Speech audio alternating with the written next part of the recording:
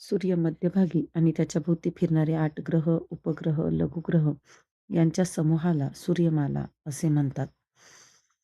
सूर्य हा पृथ्वीवरील सजीव सृष्टीतील सर्वात महत्त्वाचा ऊर्जेचा मुख्य स्रोत आहे. तो प्रकाश आणि उष्णता देतो, तसेच त्याच्या सूर्यकिरणांमधून जीवनसत्व मिळते.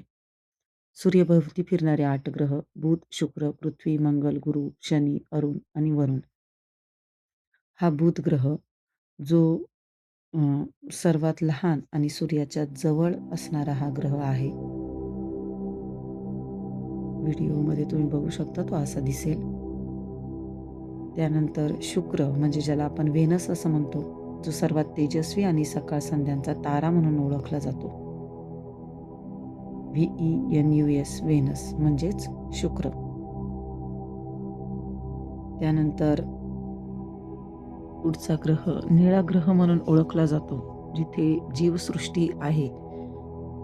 ते म्हणजे आपली पृथ्वी, जी सूर्याभोवती 365 दिवसात एक फेरी पूर्ण करते, म्हणजे साधारणतः 1 वर्ष लागतं. स्वतःभोवती ती फिरत असते. 24 तासात ती एक फेरी स्वतःभोवती पूर्ण करते.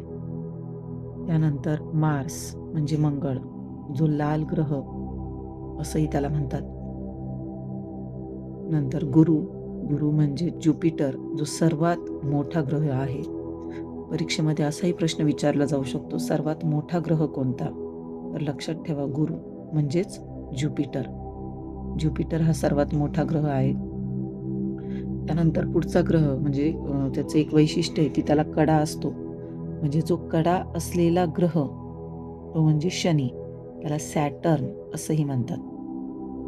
कडा असलेला ग्रह आहे. हा ग्रह युरॅनस म्हणजेच अरुण किंवा प्रजापती असंही म्हणतात, जो फक्त बाजूने फिरत असतो. युरॅनस, URANUS युरॅनस म्हणजेच अरुण किंवा प्रजापती. त्यानंतर हा शेवटचा 8 नंबरचा नेपच्यून म्हणजेच वरुण. यालाच सर्वात लांब किंवा वादळी ग्रह असंही म्हटले जाते. अशा प्रकारे सर्व 7 बुध, शुक्र, पृथ्वी, मंगळ, गुरु, शनी, अरुण आणि वरुण हे 8 ग्रह आहेत, जे सूर्याभोवती फिरत असतात आणि या सगळ्यांना एकत्रितपणे सूर्यमाला असे म्हणतात. लघुग्रहाचा एक पट्टा असतो, जो मंगळ आणि गुरूच्या मध्ये जे दगडांचे तुकडे आहेत, त्याला लघुग्रह पट्टा असं म्हणतात.